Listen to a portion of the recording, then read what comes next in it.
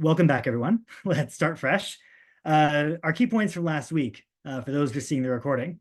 Let me actually rewind to the previous slide and just, again, summarize for those who are just seeing this recording now. The title is intentionally, I want to talk about ethics and Hilchot Tzedakah in a vaguer, broader way. I'm not trying to make any overly declarative claims about saying these are the ethics that unequivocally define Hilchot Tzedakah, but rather exploring the broad topics of how certain ethics might interplay with this field of halacha. This week, we're going to talk about the idea of urgency, of giving to those who urgently need it. So to go over some key points from last week, we looked a lot at the thought of Peter Singer. And he was is still alive and I believe also working, a philosopher at Princeton who became famous originally in the 70s for coming up with some thought experiments to argue that we really should be giving away as much of our money as possible to people across the world in all sorts of states of need. And his reasoning for that was that if you encountered, God forbid, a drowning child in a shallow pond and you could easily rescue this child, you would certainly do so even if it meant ruining your nicest outfit. And he follows to say, basically, you have an equal obligation to any such child whose life is in danger across the world. Why then would you ever spend money on clothes nicer than, or fancier, more expensive than what your bare minimum needs are? That's the idea of proximity being irrelevant, that you owe it to save a life that is in danger anywhere in the world, regardless of how connected that life might be to you. And that means giving up basically all material possessions to the extent you can without endangering your basic safety. That idea informed this school of thought, this philosophy called effective altruism, which basically combines the idea of proximity being irrelevant that Singer brought in. This is a big oversimplification also. I'm sure there are philosophers who could point out all the ways in which I'm glossing over important details here, but this gets the basic point across, which is that you were combining the idea that proximity is irrelevant with the idea that we should be giving money optimally. And Carol, this is a bit what you and I were talking about just at the beginning of the call, that it's very hard to know when you're giving charity how much of it is actually getting to the people who need it. And some of it might be lost in all sorts of not just overhead expenses in terms of paying the staff of a nonprofit and whatnot, but also might be really wasted and really not spent efficiently. So that is kind of this effective altruism I wanted to present last week as just an example of what, when you bring a couple of ethical claims, ethical ideas together, they result in a sort of mandate, a sort of call to action. And that's what we have with halacha as well. We have different ideas, different ethical ideas that inform halacha, specifically for our case, the halachot of tzedakah, of charitable giving, and that those different ethical ideas will come together to basically present us with a command for how to act. In terms of will that command of how to act look like effective altruism, I am suspicious of that. I kind of think effective altruism is, well, we may very well have what to learn from it, and I'll get to that later today. It could be problematic for halachic Jews on both counts, on several counts. One is that keeping mitzvot in general, especially the mitzvot that are ben adam lemakom, that are between the Jewish people and God, are suboptimal, in quotes, from an effective altruist standpoint. Of course, I think mitzvot are optimal, mitzvot are great. I love mitzvot, but if you believe, like Peter Singer does, or like many effective altruists would, that any dollar or cent that is not spent keeping you alive must go to save other people's lives and to keep them alive, how could you justify buying a siddur? How could you justify giving money to a shul? How could you justify buying a lulav, buying kosher food? Kal v'chomer at the extreme end of the spectrum, how could you justify going to a Pesach program? There are all sorts of expenses that are an effective altruist is not going to like.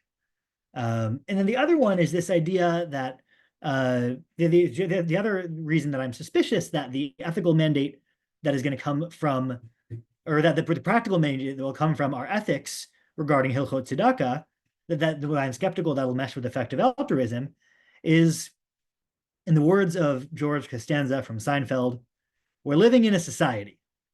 And what that means, what I kind of went through a number of halachot last week to demonstrate, with regard to the case we looked at specifically was giving to people who beg for money on the street, on the subway, is that even if the money that you're giving there isn't optimal, it might be that the dollar you give to the person asking for it on the subway might be, that's a dollar less that you can give to save somebody's life by buying a malaria net in part of the tropical global south, to save somebody's life in that way. The person on the subway doesn't necessarily need that dollar to save their life. And also, as several people pointed out last week, might even spend it on things that are detrimental to their well-being, that could lead to negative impacts on their life, drug use, etc. Not, of course, I don't mean at all to stereotype with that's certainly not the case with everybody who asks for money, but we know that that's a phenomenon that has occurred plenty. Effective altruism, the ethics that inform effective altruism are unlikely to be the exact ethics that are going to inform the halachot of tzedakah.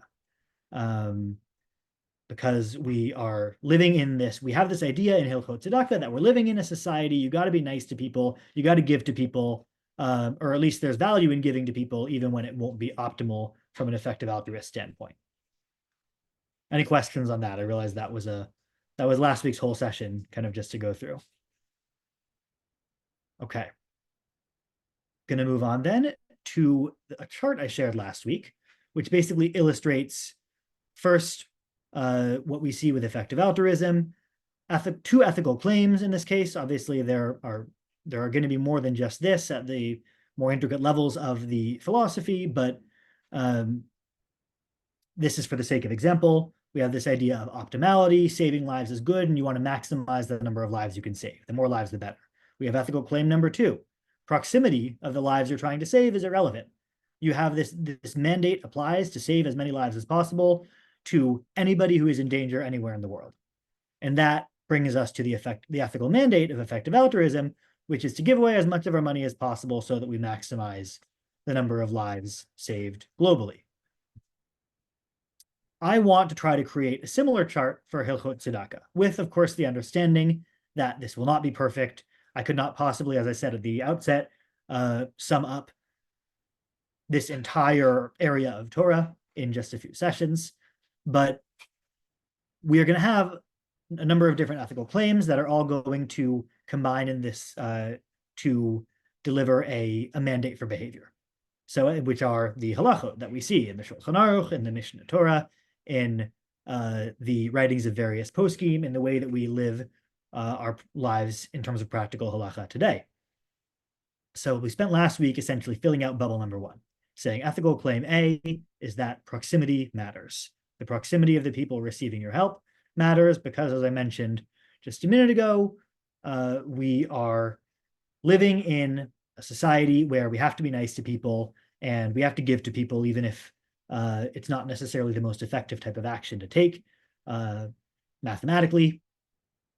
And there also was an interesting halakha we saw about that we're actually commanded to give Jews are in many cases commanded to give to their family members before others who are in need, even if the family member's need is not life-threatening and other people's need, we don't know what that is, but it could ostensibly be worse. Today, I want to look at ultimately the flip side of this argument, which is that, sure, proximity matters, but so does urgency. The urgency of the need expressed by the person who is receiving tzedakah it must be a relevant factor in terms of the ways in which we decide to give tzedakah. Any questions on that so far? Okay, let's get into it then. I wanted to look back at this same source we saw last week, just to remind everybody of the way we are going to frame the conversation around proximity versus urgency. We have here an example of a need that's right in front of us, where a person, a child, God forbid, again, I don't want to gloss over the fact that this is a terrible hypothetical situation we're describing. This child is in urgent need and is drowning. And of course, this seems like an easy question to many of us, even though you might save 100 lives by ignoring this child, saving 100 more distant lives. You're going to, I think many of us are going to say you have to save this child because of the interpersonal cruelty element that would be involved in not doing so. But what if this weren't a drowning child, but it were somebody who was asking for money, whose life didn't appear to be in danger? On the one hand, you don't want to be cruel to such a person. You don't want to say, hey, I'm not going to give you any money because I have to go help these other people. Or maybe you would say that, but certainly there's a downside to saying that. But I think, there's also a strong case to be made for being able to explain that. There's the classic question here of, does this person really need this money? Even though I've established that there is some metaphysical interpersonal kindness importance in me giving them the money, do they really need it as much as the people who are distant, even though we've established proximity matters? And this is going to lead this sort of line of thinking around a proximate need, which is not necessarily so urgent, versus a distant need, which is possibly quite urgent. We are going to look at some sources from the Gemara that are going to talk about that. But before we get there, I want to look at a different part of the Shulchan Aruch that talks about matanot le'evyonim. This is from the laws of Purim. Is anybody able to volunteer to read through this in English, please? I can. Thank you. One is not exacting with their money on Purim. Rather, one should give to anyone who extends their hands. And in places where they have accustomed to give, even to non-Jews, one should give. Any reactions here? It reminds me of all the strange people who show up in the synagogue on Purim with their hands out. Yeah. There is a real phenomenon around that. Yes. Are you trying to say something? I think you're on mute.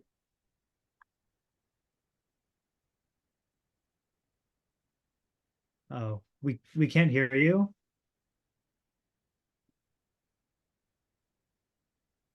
Okay, now. Okay, great. Okay, well, I had a question from the reading from before. I'm so sorry. Okay, please. No, it's okay. Thank you. Your name's Adam, I think, Rabbi Adam. I'm Aaron. Yeah, Aaron. Okay, thanks. No, this is the thing. When a child is drowned, and then the other, you miss one chance. I didn't understand. What's the one chance that you're missing? A pitch for what? Okay, so let's go back to that example. Thank you for pointing that out. And I have a comment to make. Yes, okay. Sure. So in this hypothetical, this is something we brought in last week. I wasn't here. And it's sort of a version, if you've ever heard of maybe the trolley problem, which is a problem in philosophy, but you are going to a meeting where you are expecting to basically get a bunch of money to give to people who are in some faraway foreign country that you can't say, I guess, with strict certainty how many lives that money will save, but you can perform mathematical equations such that you expect, it's pretty much a mathematical certainty or close to a mathematical certainty, that you're going to save 100 people. Maybe it'll be more, maybe it'll be less, but that's your mathematical best guess. It's a really, really important donation of money that you are a necessary cog in the chain of securing that money. But if you see this drowning child, God forbid, on your way over, and if you stop to save this child, you're able to do so at no risk to yourself. You're not putting yourself in danger to do that. But if you do that, you're going to miss this meeting, and those 100 people are presumably going to die. Again, it's a little harder to say exactly, will it be 100 people, will it not? But there's an estimated 100 people will die. And the question is, how can you justify saving this one child if it means killing 100 others? Are you effectively killing these people? Well, you think other people could give, you don't have to be the only one that's giving to save these people. But my comment was mainly like, on the way when you pass the lake, a child has gone swimming and he or she is drowning, you have to know that you're a good swimmer. I mean, like, I swim, but I don't think I could save somebody's life. I'm not a good swimmer. I mean, I could swim for myself. Maybe I know how to tread, water, but I would not take it upon myself, even if I didn't have a place to go, to try to save somebody, because I know myself, I'm not a very good swimmer. Then we could end up both drowning. You know what I mean? So I think I would have probably come to mind to call 911 or Hatsala or whatever. Now, I mean, you don't go to save somebody. You know yourself, you may not be able to save. Not you yourself can save them. Because if you're not a good swimmer, how could you possibly go into the water to save somebody else? You Sure, might. You know what I'm saying? There's always a chance that there's a very big possibility that you both may end up drowning. You know what I mean? For the sake of the example, we do make a lot of assumptions about people's physical ability, but in this imaginary example, we're assuming that you can save this child without putting yourself in any danger at all. Oh, that's the assumption.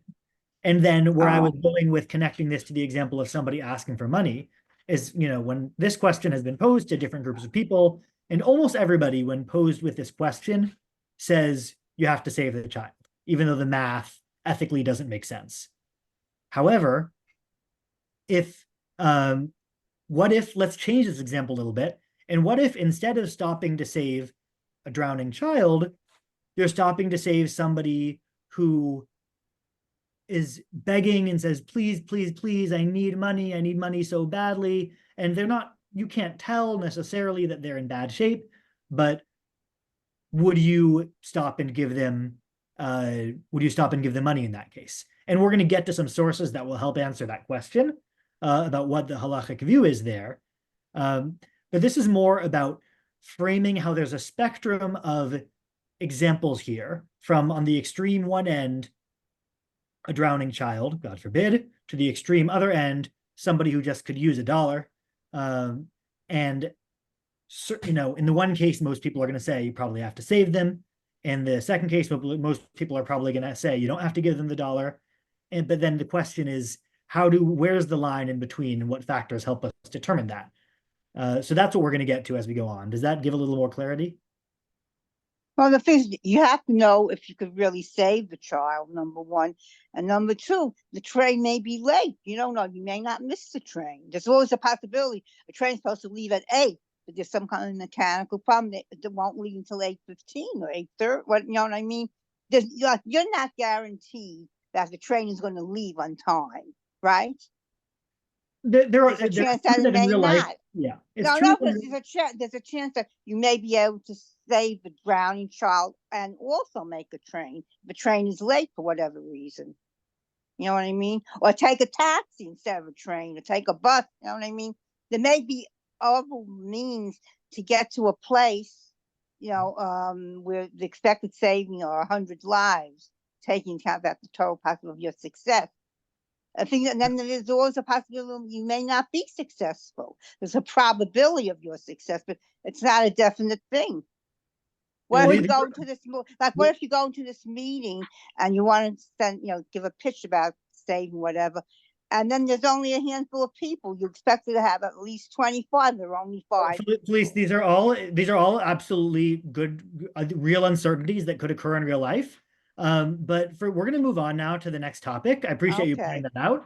I think we're just going to, for the purpose of this example, pretend that those don't exist, but you're right those would all be factors in real life. But we're going to move on to the next slide now to get to the real point of today. But you see what I'm saying. Thank you for pointing that out. Yeah. Actually, I was thinking Yes. he could take out his cell phone and call into the meeting. Nowadays, you don't have to be Sure. physically present. Sure. With thought Take the drowning experiments. child and then come back on shore and, Yeah. pull in. Thought experiments are always limited by creative thinkers in reality, but the we're gonna all tie this together. We're gonna get to a more practical point here. Which is fun to play with. No, totally. It's definitely it's a good exercise in critical thinking to notice these things. So I'm bringing in the Purim example just kind of to point out, I think it is actually a bit unique, as evidenced by, if you'll notice, it's an Orech Chaim, which is a different section of the Shulchan Aruch, a different section of our halachic corpus. It's not in Yoreh Deah with the rest of the laws of Tzedakah. So I think this is really presented as an exception, which I include only to juxtapose with the discussion in the Gemara, which says very much there is quite a bit of discussion about the extent to which we should investigate, be exacting, try to determine whether people are actually as poor as they present, and basically try to be optimal, try to optimize in the spirit sort of an effective altruist, our charitable giving. So we're going to look at Bava Batra 9a, Daf Tet Amud Aleph, and I am not going to mess with the screen share because I don't trust myself not to screw up the technology, but I'm just going to leave this synopsis of the Amud up here, and I am going to go through, I am going to go through the Gemara, the text of the Gemara myself. I want to invite anybody who would like to open a Gemara or open Sefaria to take a minute to do that. No pressure, of course. This is just if you'd like to follow along.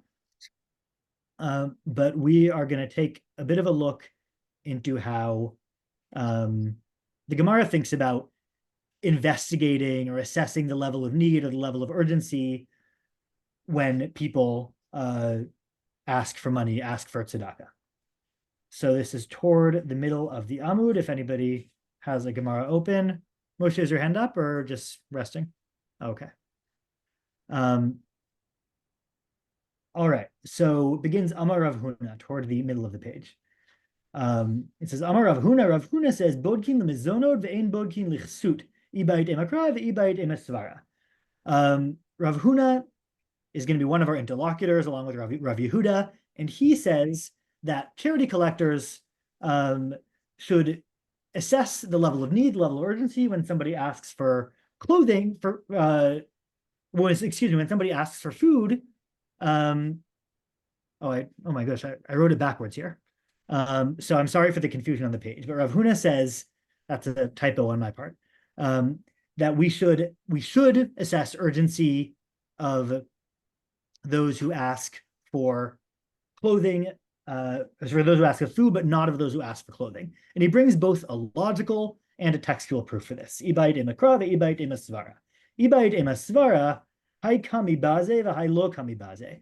That on the one hand, the case of a person who's wearing rags, there is a sort of indignity in that. It's embarrassing. It's embarrassing to not be properly clothed and to have to ask somebody for clothing. And that's why that person, if somebody comes to you dressed in rags, you shouldn't try to assess if they're tricking you. You should just honor their embarrassment and give them the money right away. But if they ask for food, you got to make sure, do they really need it? That's his logical explanation. His textual explanation involves some wordplay, as there's this pasuk from Yeshayahu, from the book of Isaiah, that says, "Halo paros le'ra'ev lachmecha." And then Rav Huna says, "Beshinktiv parosh," that we should read this not as, we should read the word, the sa, differently, and we should read it as a sha, parosh, not paros, which would change the meaning of the pasuk to, you should investigate those who ask for bread, not you should share your bread with those who ask for it. It's a total 180 in the meaning that he suggests we do. And he brings another textual proof also from a pasuk that says, Kitir e aro muchsito, when you see a naked person, you should cover them. He says, when he takes when you see the chitire to mean immediately, le'alter, you have to immediately give that person the clothing they need. So again, in short, like I just read the opposite of what I have up here. which is that we assess urgency when someone asks for food. We don't assess urgency when someone asks for clothing. Rav Yehuda is going to make the opposite point. He is going to say, Bodkin lichsut, we assess urgency when people ask for clothing, the ein bodkin lemizonot. Ibaid imasvara, ibaid imakra. I too have a logical rationale for this argument and pasuk that I'm bringing as a source for this argument. Ibaid imasvara, here's my logical explanation. Hai kmitzarele, v'hai lo kmitzarele. There's much greater suffering in being hungry than in not having sufficient clothing. Sure, it's embarrassing to not be clothed properly, but not being as embarrassing as it is, it's better than starving to death, God forbid. Ve'ibait emakra, he also brings in a textual proof. Hachaktiv halo paros l're'ev lachmecha. It's the same pasuk. He's bringing the same two psukim for his textual proof, but he is not going to read the sa as a sha. He's instead going to read the halo paros as the more literal meaning, which is that you have to share your bread immediately with those who are hungry. And then with regard to the pasuk that says kitire aro muchsito elecha, with regard to the pasuk about seeing a person, you have to cover a person who is naked once you see them. He takes once you see them there as once you have really investigated, looked carefully to see that they're not deceiving you. And the Gemara concludes here by saying, Tanya Kavate de Rav Yehuda Amar Kasuni Bodkin Acharav Parnasuni in Bodkin. The Gemara mentions that there's a Baraita as well. There's an earlier statement that coincides with Rav Yehuda's argument, with the second argument. So again, I recognize the slide I have here is confusing, but we have on the one hand Rav Huna, who says you should investigate when they ask for food but not clothing. Rav Yehuda, who says you should investigate when they ask for clothing but not when they ask for food. And the Gemara is suggesting that Rav Yehuda is correct. Quick poll, which argument do you all find more compelling? Was that too fast? I can go through that. There's a lot of back and forth there.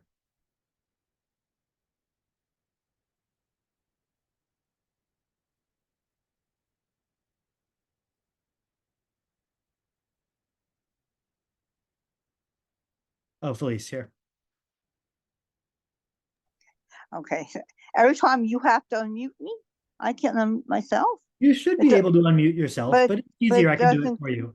It doesn't go. Okay. And maybe you should just leave it on mute because I'm here by myself, so no, I'm not gonna have any interference from children or noise. I don't. Okay. Anyway, my point was that it takes time to assess urgency. I mean, how do you assess urgency for clothing? You're not going to, most likely 99% of the times, you're not going to see somebody who's naked asking for clothing.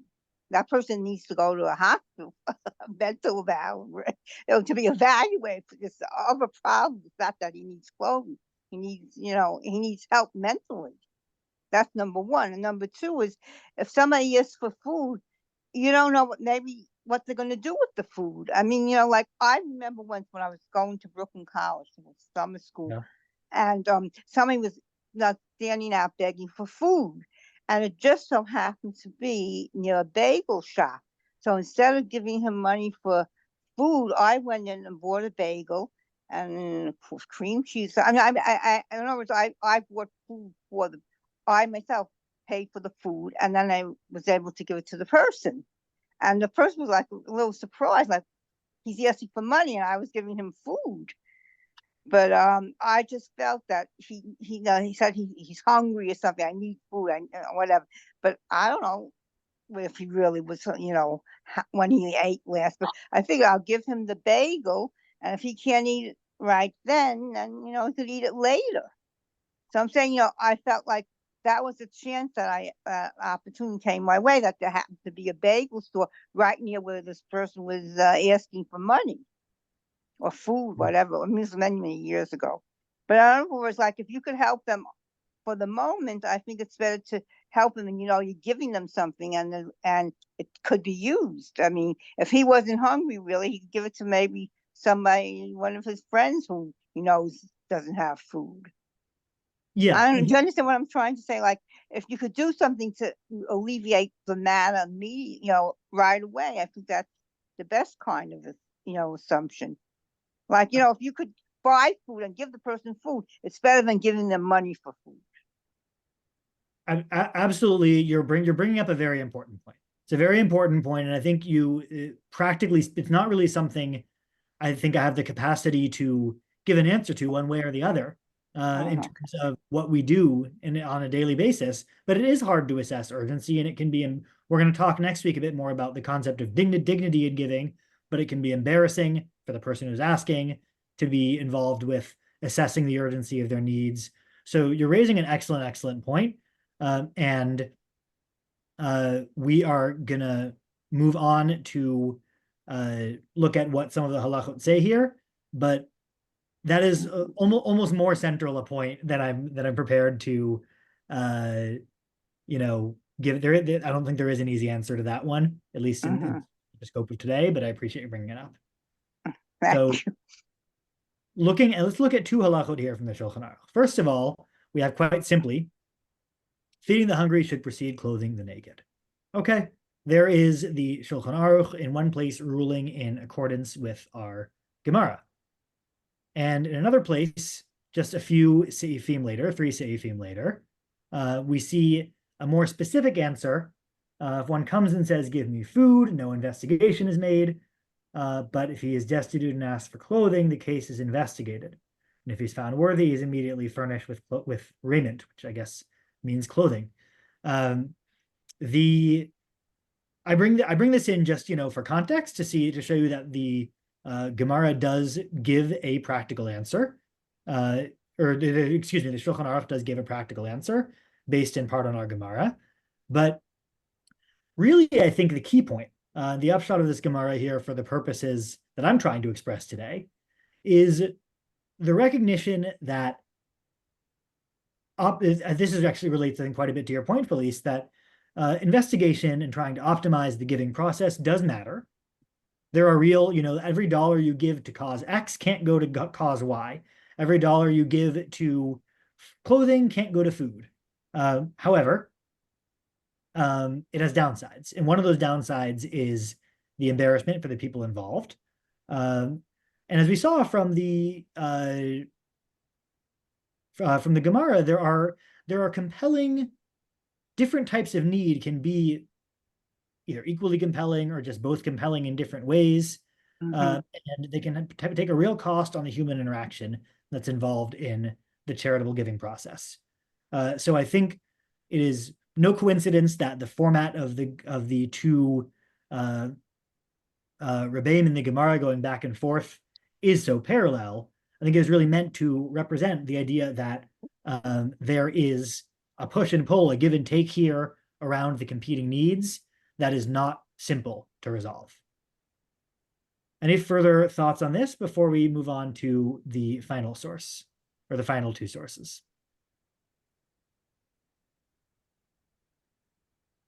Okay, so here is one of the same halachot we saw last week, which is from the Shulchan Aruch, and it talks about a number of positive and negative commands relating to tzedakah. Last week, we focused a lot on how there isn't actually a negative commandment.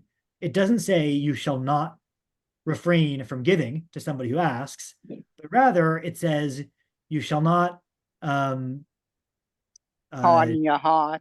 Harden your heart, and specifically the phrase we see is close your eyes or avert your eyes, ma'alim einayim.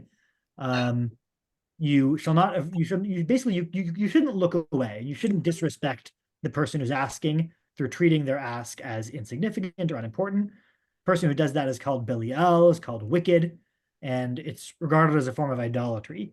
It's a really fundamental erring in terms of what our value system should be as Jews, to disrespect somebody who's asking for money by ignoring them and treating them as though they're invisible. That was last week, and that's very much relevant. What's noteworthy is that within the same pasuk here, this pasuk also gives us a window to, in theory, not give, as long as you are respectful in the way that you don't give to a person who asks. Where's this coming from? Where is this? This is from the Shulchan Aruch. On the Shulchan Aruch, okay. Yes. Thank you.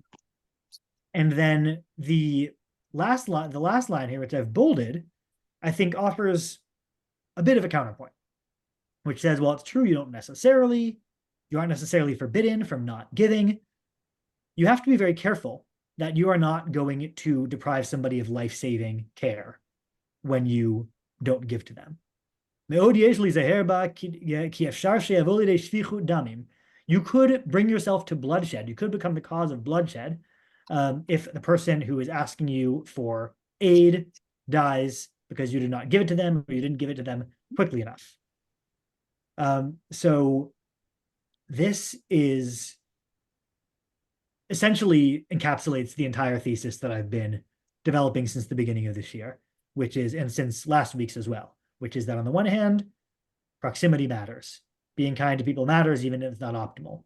On the other hand, you do have to pay attention to extreme need, and you do have to make sure you're giving efficiently, because you don't want to kill somebody, God forbid, who is relying on aid that you could have brought to them but didn't.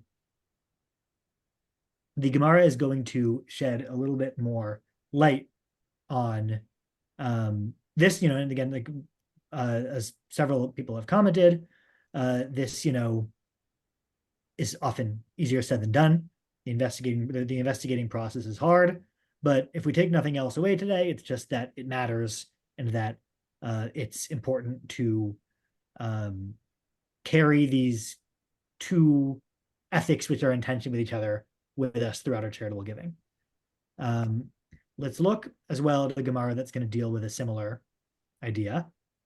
And in the interest of time, I am not going to look at it inside, but this is from Sanhedrin. Sanhedrin 73a, which is Ayin Gimel Amud Aleph. And this Gemara, this sugya in the Gemara, brings a baraita, an earlier source, that says, wants to argue that lo ta'amod al dam re'echa, the commandment from the Torah that you shall not stand idly by your fellow's blood, you shall not let a person die right in front of you and you could have prevented it, is the source for the obligation to save someone who's about to die right in front of you. Seems intuitive. The Gemara more specifically talks about somebody who is being attacked by an animal, God forbid, or by other people, or is about to drown in a river. And if you, assuming, as we've talked about, that you actually have the capacity to save that person, that you have to do what you can. You really have to try to help them in those cases. What's the source for that? Is the pasuk lo ta'amod al dam re'echa, do not stand idly by your fellow's blood, the source for that? Intuitively, we might think, sure, it could be the source, but the Gemara immediately is going to question whether it is. And it brings in a different Gemara or it refers to a different Gemara in Bava Kama, which says that we derive the obligation to save somebody's life, or to save a life right in front of you, from the pasuk of Hashevatolo, that you should return somebody's lost object to them. And the logic is basically that a person's life, just as you should return an object somebody has lost from the brink of being gone forever, all the more so you should return their lives from the brink of death. So this is just a debate kind of about whether this commandment is derived from the pasuk, or from the pasuk about not standing idly by someone's blood, or returning a lost object. And the Gemara draws a very interesting distinction as the answer between those two possibilities. It says that the distinction is that to save somebody's lost object, you would have to do everything you could yourself. You would have to really put yourself out there. That's a chesed, it's a kindness that we owe to others. But you wouldn't have to go so far. And the example it gives about going extremely far to do so is about hiring workers. You wouldn't have to go to the trouble of getting a team together to get somebody's lost object back. It'd be very nice if you did, but you don't have to. To save somebody's life, you would have to hire workers. And so, lo ta'amod al dam re'echa is the pasuk source for the commandment to hire workers, which I think we could treat just as shorthand for go truly above and beyond and pull out all the stops to save somebody's life if it's being lost in front of you. And there we do see a difference between urgent and less urgent, more urgent and less urgent need. You are commanded to help somebody who is experiencing merely the loss of property, but you're commanded to help even more so somebody who is at risk of losing their life. That, I think, ties in broadly with our general theme about the extent to which the urgency of the need being expressed affects how strongly we are commanded to act in terms of meeting it. Is that all clear? Happy to take questions if there's anything on that so far. Now, I have something. Yeah. Yeah, to hire workers, you have to have money yourself. How do you just hire workers to return someone's life to them? You know what I mean? It says that you would have to hire workers to return someone's life to them, whereas you wouldn't have to do so merely to return an object. But you have to have money to hire workers. People, you get somebody to reach, to help them. But to hire them, that means usually you're spending money to hire somebody. But I mean, to me, to hire someone to do something, you're going to pay them. Otherwise, you're going to ask somebody, could you do me a favor or whatever? Could you help me out? Not when you use the word hire, it's usually, to me, it connotates giving a monetary, payment. Wouldn't you say that? Yeah, I mean, the word hire itself is like, you can't hire somebody if you don't have money to pay them. They're not going to do for nothing unless they volunteer, or they know they're not going to get paid from the onset. Yeah, I mean, that's a really good point, and it just highlights how tricky the specifics are here. I think this is actually a good note to conclude on what you're bringing up, because as I opened with all of those kind of caveats about the vagueness of what we're talking about here, I want to emphasize that all of these are fair questions. We're looking at broad meta ethics over very broad, very broad. About how far, like, do we have to try a lot or try less a lot or try a little when it comes to helping people? And absolutely, the specifics about hiring workers and depending on how much money you have are going to be very relevant. And certainly we have a broad world of halachic literature, of tshuvot, of commentaries on the Gemara that are going to get really into the weeds about how far a person has to extend themselves to be helpful. But ultimately, if you take nothing else away today, it's that we are being challenged by the Gemara and by the halachot that emerge from the Gemara, among other earlier commentaries, to think hard about broad competing concerns. We have the concern of proximity mattering, where if somebody is close to you, that's different than if somebody's far from you. And you have a different and probably greater set of obligations toward them. And then we have this other idea of there's only so much good you can do in the world. And you got to think about how much of that should go toward the people who might need it less badly, even if they are closer to you, versus the people who might need it more badly. And I don't have an answer as to, what exactly you should do or how wealthy you have to be to hire X number of many workers to save the person who is stuck in the well and needs, to get out so they don't drown. But it is, if we're thinking about it, that's the first step. And if we're thinking hard about the versions of these broader issues that come up in our own lives and what to do about them, and what we do when we encounter need in the people around us, strangers and family alike, then we are on the right track and we're taking the first step.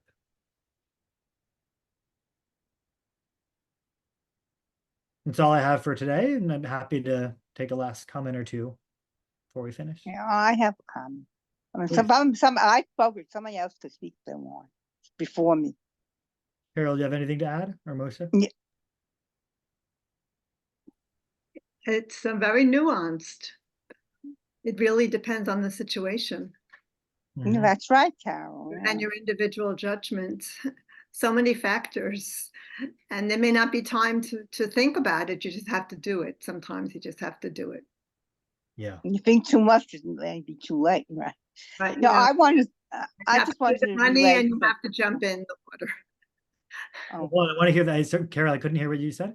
So sometimes you just have to give the money and the clothing for the food and give the food Yeah, and not question it. You did the best you could with the information you had.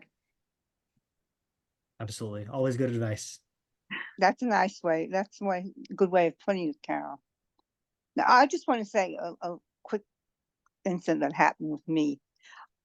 Do I have like a minute or so, or do you want to end Yeah. now? Okay. Yeah. Okay. Yeah. I used to work for the New York City Department of Social Services, you know, when we used to call it welfare office many years ago. But anyway, I remember one time, lunchtime, I was taking a walk, and this woman was saying, help me, I need money for food. I have no food, no, something to that effect. I don't know exactly her words, many years ago. But I said to myself, let me tell her something. I went over to her and I said, you know, I work for the Department of Social Services, and there happens to be a welfare office. I told her, I think the address, and it was like maybe a block and a half away. I said, if you really need money right now and you have no food, go over to the Department of Social Services, and they had like emergency grants in those days, and and you could get yourself, help. And she gave me such a look. I still remember until this day. It was happening like many, many, many years, like over 25 years ago. And she said, don't tell me where to go, something like that. You don't have to tell me where to go. And so it was like very obvious to me. I was like trying to help her out, giving her the information. You really need money for food, go to the welfare office, and they could give you an emergency check. But by her expression and what she said to me, don't tell me like where to go, it was made me feel like she was just, asking for money for the purpose of asking for money. She actually didn't really need it. Like some people could make a living for asking for money. You know what I mean? She didn't want to go to the welfare office and do something legitimately, and she'd have to prove that she needs money or her address or whatever. But like when she didn't even want to take my suggestion or thank me for, well, I'll think about it. No, she said, right, don't tell me where to go. Something, like, I know, she was like sort of right away saying, you don't have to tell me. You don't want to give me money, don't give me money, but don't tell me where to go. And I thought that showed me, as the person who was trying to help her out, that she really probably didn't need it. If she needed it that badly, she could have gone to the welfare office and got an emergency check.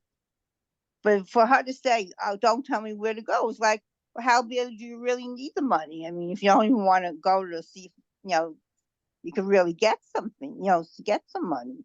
And do you understand what I'm trying to say? I don't know. You know what I mean? Like sometimes people are asking for something and they really don't need it. But just because some people are going to have pity or whatever, and give them. May not really need it. But also there's a relationship with the welfare office that is not always easy to accept, and some people resent the welfare office and being told that what they need. So Well, it may not work on many levels because yeah. So, Well, no, poor but people the don't thing, necessarily want to be identified as poor and register for a government program. those are both interesting points, and we're going to have to stop this But I there. wanted to tell you that Moshe left a message on the chat that he had to leave to go to Mincha. Oh, very And important. he would Glad he catch did. the end with the recording. It'll be on the recording. We are going to have to pause this conversation here.